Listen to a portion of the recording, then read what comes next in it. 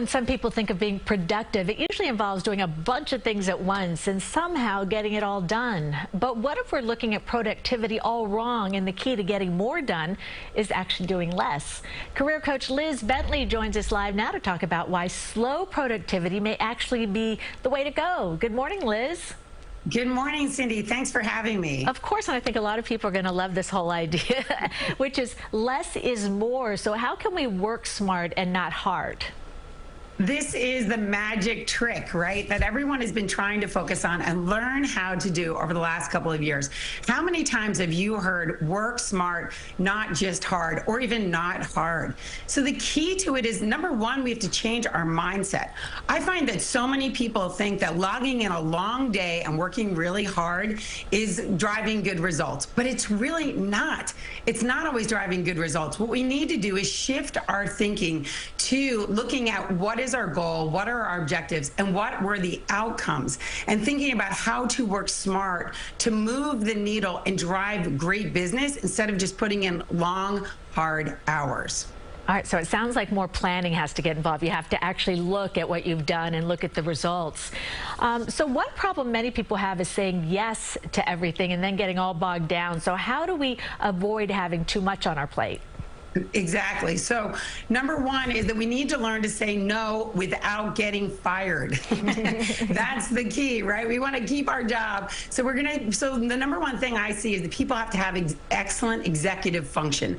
And that means they have to have the ability to be tracking what they're saying yes to and what they can then say no to. So what we see at work is we get tons of small tasks, right, that pile up and can take tons of time. Then we have big projects that we're working on that can get slowed down or that we're not time boxing. So if we have great executive function, we know exactly what we're doing and what is exactly on our plate, the small things and the big things. We can also then say no to things that maybe aren't in our lane, aren't important right now, not a top priority. The next thing we need to do is be able to put our big projects, the ones that we're working on with lots of people, have long timelines, on a Google Drive or in a place where we have transparency, where people can see what we're working on. That way they can look in and see how projects are progressing. They can see what we could take on or not take on, and people can be more aware of what we are actually working on and where we are going things. And the last thing I'd say that is really critical, Cindy, is paying attention to how much time things take. I find that people at work will take a small project and take way too much time with it, and then look at a large project and think it's not going to take as much time as it actually does. And because of this, again, they get stuck working hard instead of smart. Oh, such good tips. Now, a new term that has come up a lot in the workplace is quiet quitting. And while it's a bad idea, is there any positive side to it? Well, I think what we want to do is we always want to show up all in emotionally to the work we're doing. However, we need to take breaks, because to have top brain function, we need to be able to stay in flow, focus, improve our ability to really keep our brain going at a high level. And in order to do that, we have to take breaks. We need to sometimes in the middle of the day go for a run or go for a walk or do something that refreshes your brain and gives you some downtime. We also want to take breaks on the weekends and not plug into work maybe even at all, just so we can have a long break and come back on Monday really recovered. And then even have slow months of the year. For example, in July when things slow down, or in August when things slow down in your business, really spend more time doing things that are fun, having joy, connecting to family, connecting to friends, and doing things that help you really recover and give you a lot of happiness. Because the more you feel good about yourself and enjoy your life, the better you're going to show up to your work. Liz, I love that. I almost feel like it's just the words we use. Instead of quiet quitting, it's like self-care. It's really important. Yes. All right, so Exactly. Now that we have an idea of what to do, how do we apply it so it actually works for us?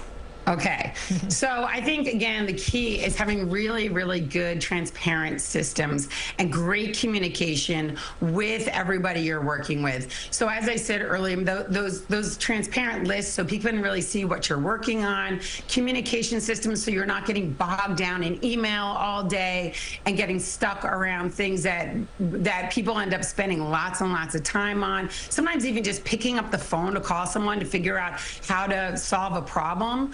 instead of, again, going back and forth on Slack or email or WhatsApp or whatever the communication systems are.